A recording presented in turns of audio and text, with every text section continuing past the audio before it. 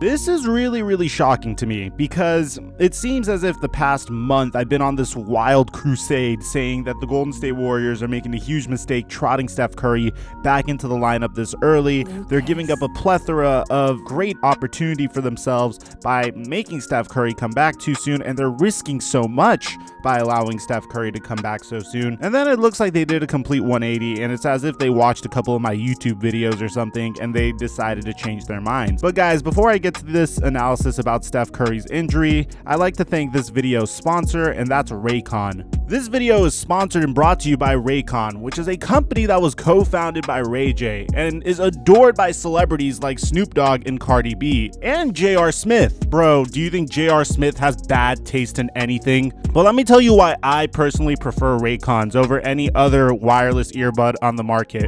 For one, they're not overpriced. They're about half the price of any wireless earbud. The reason why I use them personally is because once you put them in your ear, they never slip out, which is very ideal if you're doing cardio or you're training at the gym. Also, I love listening to EDM, so I need earbuds with crazy high bass, and Raycon gives me that bass that I crave whenever I'm trying to get those extra sets in. But not only that, it has seamless Bluetooth pairing, it has 6 hours of playtime, and it comes in a variety of different colors. So go to buyraycon.com/FlightMike for 15% off of your order, and let's get to today's video. What's going on, guys? Your boy TheFlightMike back again with another NBA news video. Really quickly before we get to the news, guys, this channel has 2 strikes on it, so make sure that you are subscribed to my backup channel. It's the top link in the description down below, just in case anything bad happens to this channel. The name of that channel is called TheFlightMike TV. Now let's get on to the content, because for those of you guys that didn't know, Steph Curry was supposed to make his debut on Sunday against the Washington Wizards, and it was supposed to be a very interesting affair because there's a ton of storylines going into this game for the Golden State Warriors. For one, this is the first time that I'm going to be seeing Steph Curry in about, 8 years, where he has clearly nothing to play for. He's not trying to make it to the playoffs. He's not trying to win championships.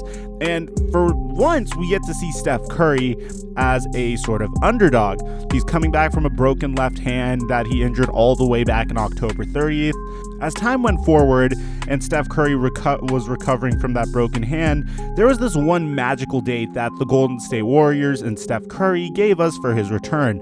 And this went all the way back to even in January. The Golden State Warriors said that on March 1st, Steph Curry was going to make his return. I don't know what's so magical about that date, March 1st. Maybe it's the fact that there's only 1 month left in the regular season, and it hasn't exactly been a secret that the Golden State Warriors want to trot out a lineup that features both Steph Curry and their brand new shiny acquisition Andrew Wiggins to figure out the best schemes that they could put around their franchise cornerstone and their potential future franchise cornerstone. I know that's a fairly controversial comment, but I told you guys many times, I am really expecting Andrew Wiggins to finally fulfill his potential on the Golden State Warriors. Now that the floor is going to be spaced out, the heliocentric scheme that the Golden State Warriors have always been running is really going to favor Andrew Wiggins more than Draymond Green. You see, in the past, you would have Draymond Green as the primary playmaker for the Golden State Warriors. But if you ask me, if you thrust Andrew Wiggins into some plays where he is the focal point of facilitating the offense and allow Steph Curry and Klay Thompson to run around those screens, maybe put another stretch big in Draymond Green's role, then you could also potentially space out the floor significantly more to allow Andrew Wiggins to do what he does best, and that's slash to the basket. Now, of course, I sound like a mad scientist over here with my proposed philosophy for one of the most dominant franchises over the past 5 years. I'm sure Steve Kerr has it figured out, but that's what I imagine the Golden State Warriors doing, and that's something that the Golden State Warriors do really well. They always put their players in the best position to succeed, but in order for them to facilitate and further catalyze Andrew Wiggins' development and fit within the system, the Warriors were really hoping to get Steph Curry on the court on March 1st. Now, At the time, myself included, and many other people said that there's a lot of issues with this. For one, Steph Curry doesn't seem ready to come back. He didn't. Like, literally, I had a report last week that said that Steph Curry was still getting over some of the nerve damage in his hand, and he is. You don't want your star player that's won a unanimous MVP, that's won 2 MVPs, that has been absolutely dominating the NBA for the past decade, to risk further injury to his left hand at the age of 30, especially when you have nothing to play for, just so you could further catalyze your brand new player's development. But it goes further than that. You have to understand that any game time that the Warriors have with Curry and Andrew Wiggins together this season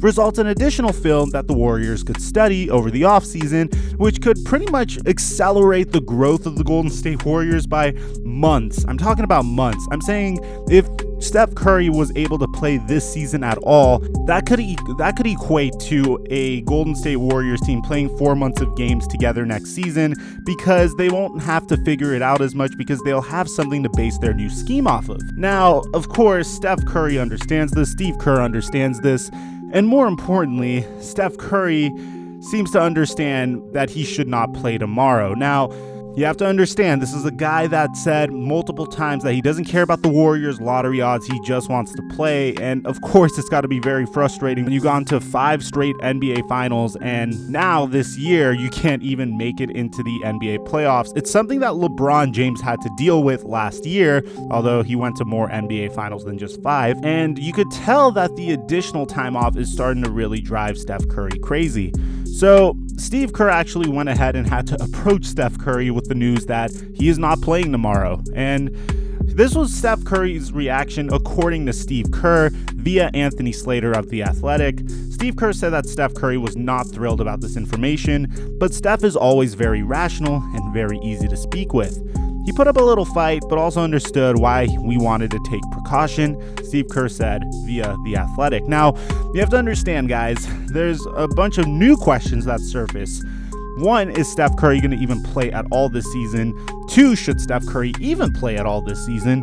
Because, again, the pros are, we mentioned the development of Andrew Wiggins, we mentioned the new look Golden State Warriors, but the cons are, obviously, the marginal amount of wins that the Golden State Warriors could get over the last month of the season could result in their draft lottery odds taking a slight hit. Now, I'm talking about a slight hit because the top 3 worst teams in the, well, I shouldn't say the top 3, but the absolutely 3 worst teams in the NBA end up with a 14% chance at the number 1 overall pick and a 52.5% chance to stay in the top 4. Once you get to about the 5th or 6th place in the NBA draft lottery, that's when your chances at the number 1 overall pick diminish significantly, but it's not like this year's NBA draft is just loaded with talent. And if you ask me, if the Golden State Warriors come out and decide to draft anybody, whether it's at the number 1 overall spot or the number 4 overall spot, I don't think they're going to take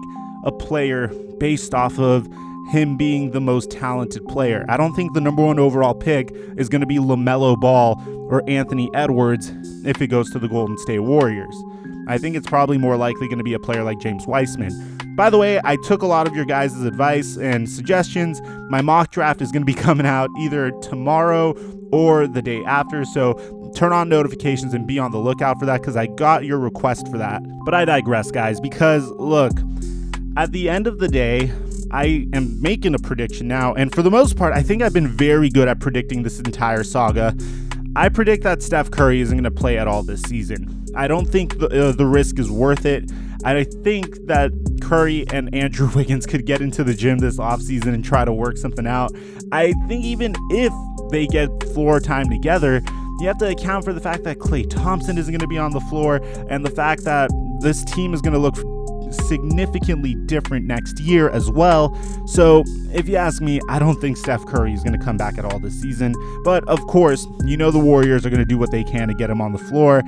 But at the end of the day, it all depends on how Steph Curry's broken left hand heals and recovers. And if it does fully heal and recover, should they even bother trotting him back out at all?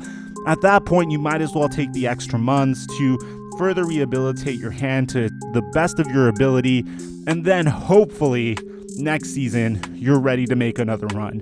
So let me know in the comment section down below if you think Steph Curry is going to play at all this season. I'd like to personally applaud the Golden State Warriors for making this decision. This risk of playing Steph Curry is not worth the reward that you could yield from it.